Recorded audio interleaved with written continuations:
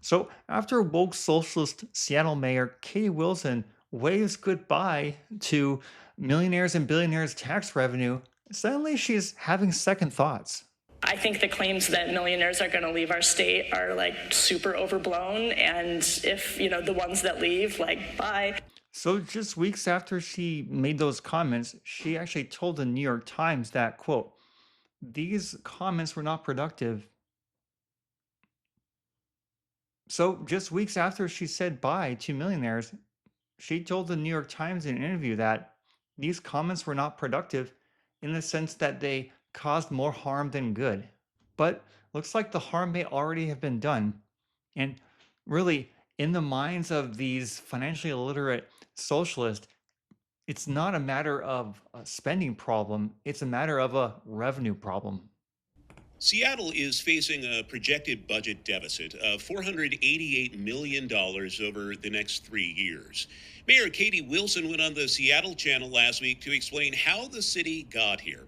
She brought her budget director, Ali Panucci. She asked for the cameras. To her credit, she didn't have to do any of this publicly. Then, moderator Brian Callanan asked a simple question of Benucci. Does it mean the city is spending beyond its means? I know a lot of people have asked me that question.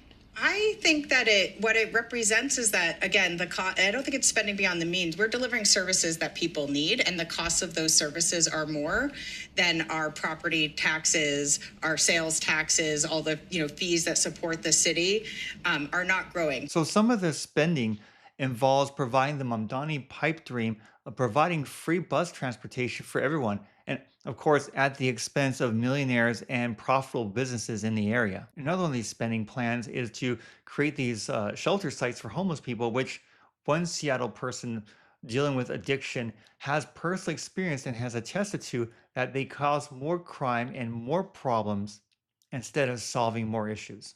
My name's Corey Ratliff. I am a drug addict and homeless. And I just want to speak on the fact that it took me 45 days in jail to finally get my mind right, and hold myself accountable. Before that, I was in the streets all the way from Aurora to Tacoma. And I was being enabled from the city with free pipes, free foil, free housing, places that police can't really come in and do anything about. So now we're encouraging and enabling a drug addict and a homeless to be comfortable in that situation. That does not help the situation. And as I've mentioned in other videos, she's for government-run grocery stores. And on top of that, she's against surveillance cameras to help solve and prevent crime because they could make immigrants and other minorities feel oppressed or vulnerable. So why am I bringing this up? It's because Katie Wilson has created a perfect storm of how to destroy a city by waving goodbye to revenue and creating conditions that keep businesses and people from coming into the community. She's doing just that. Maybe her parents, who have apparently supported her throughout her entire life and even into her 40s, will help with the city's $400 million tax deficit. Maybe they'll help with some of those programs too.